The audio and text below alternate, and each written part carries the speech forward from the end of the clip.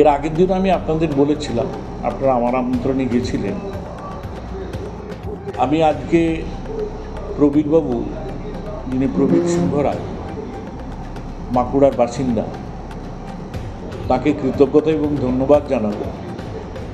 এবং সঙ্গে সঙ্গে কলকাতা পুলিশ এবং বাঁকুড়া পুলিশ তারাও তাদের এতে পোস্ট করেছেন যে এই ভুয়ো যে রিপোর্ট, এর সত্যতা তারা যাচাই করে নিয়েছেন।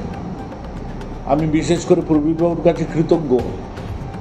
আমার ছেলে ডক্টর বোধিসত্ত্ব মহাপাত্র, যে 17 সালে ইন্টার্ন করে এখন সে বিএমওইচ হয়ে আছে, 2 বছর হাউস স্টাফশিপ করেছেন পিজিতে, এবং সবটাই তার পিজিতে, এসএসকে, আরজি করের সঙ্গে যুক্ত নয়।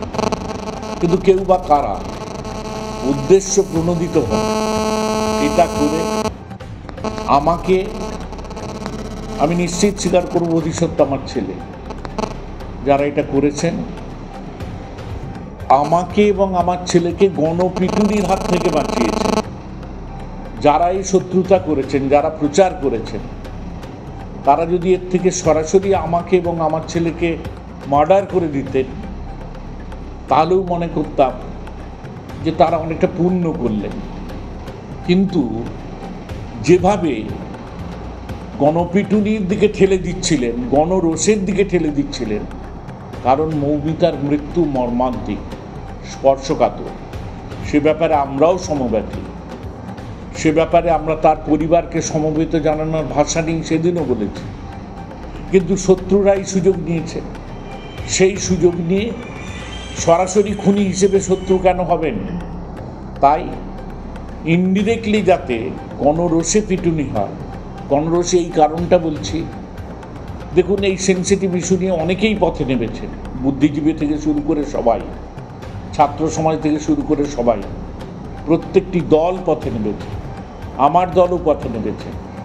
কিন্তু কেউ যদি সামনে, সেই মবের সামনে আমরা পড়ে যাই, আমি যতই নির্দোষ বলি, আমার প্রাণ যেত গণপিটুনিতে, আমার ছেলেরও প্রাণ যেত। তাই তাকে ধন্যবাদ জানাবো। এছাড়া আর আমার বলার কী আছে? সত্য প্রকাশ পেয়েছে, তার জন্যে যারা প্রকাশ করেছেন তাদেরকে আমি কৃতজ্ঞতা জানাবো, আর ধিক্কার জানাবো তাতে যারা এই পন্থাটা নিয়েছিলেন। আজকে না হয় আমি, কালকে অন্যজনও তো এর শিকার হতে পারেন।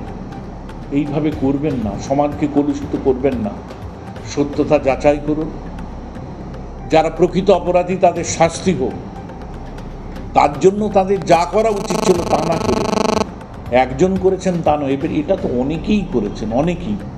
আজ পর্যন্ত তারাও হয়তো এখনও দেখেননি যে এবিপি আনন্দ তার যে ওই পোর্টাল আছে, সেই পোর্টালে তারা পোস্ট করে বিশদভাবে লিখে দিয়েছেন। কলকাতা পুলিশ এবং বাঁকুড়া পুলিশ তারা বিশদভাবে লিখে দিয়েছেন প্রবীর সিংহ রায়, সিংহ রায় মানে মহাপাত্র নয়, এই সিংহ মহাপাত্র মানে মহাপাত্র নয়। তো সেই প্রবীর সিংহ মহাপাত্র তিনি পরিষ্কার বলে দিয়েছেন যে এর সঙ্গে ডক্টর বোধিসত্ত্ব বা প্রাক্তন মন্ত্রী সৌমেন মহাপাত্রের কোনো যোগাযোগ নেই। তারা এগুলো করছে বলে মনে করছে। আমি সেদিনও যা বলেছি আজও সেই জায়গায় বলবো। আমি অন্যকে দোষ দেওয়ার আগে ঘরকেই তো শাসন করতে হবে, কারণ তৃণমূল কংগ্রেস আমার ঘর। তৃণমূল কংগ্রেস আমায় সম্মান দিয়েছে। তৃণমূল কংগ্রেস শ্রদ্ধেয়া দিদি, তিনি আমাকে 11 বছর মন্ত্রিত্ব করার সুযোগ দিয়েছেন। এই যখন অবিভক্ত কংগ্রেস, তখন আমি 93 সালে জেলা পরিষদের অধ্যক্ষ ছিলাম। তো জাতীয়তাবাদী মনস্ক মানুষ আমি, তৃণমূল কংগ্রেসের সেই সম্মান পেয়েছি বলে বলবো। তৃণমূল কংগ্রেসের 90% মানুষ খুবই স্বচ্ছ, খুবই ভালো, খুবই সৎ। দিদি তো প্রশ্নাতীত, অভিষেক বন্দ্যোপাধ্যায় প্রশ্নাতীত, অনেক নেতৃত্ব আছেন তারা প্রশ্নাতীত, কিন্তু 10 ভাগ মানুষ আছে যারা রাজনীতিটাকে নেশা করেন, রাজনীতিটাকে পেশা করেছেন।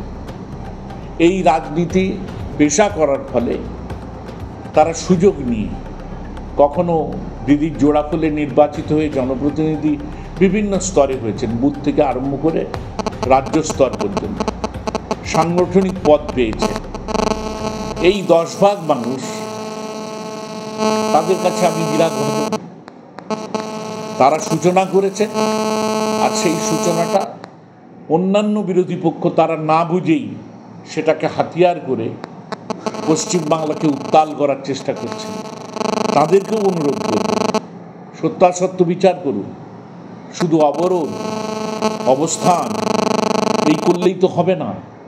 আস্থা তো রাখতে হবে প্রশাসনের উপর। দিদির নির্দেশে প্রশাসনিকভাবে তার তদন্ত চলছিল, কোর্টের নির্দেশে সিবিআই তদন্ত করছে। কিন্তু এই যে সাইবার ক্রাইমটা হয়েছে, সেই সাইবার ক্রাইম নিয়ে কেউ কিন্তু বলেনি কেন্দ্রীয় সরকার এটা নিয়ে তদন্ত করুক। সেটা কিন্তু রাজ্য সরকার করেছে।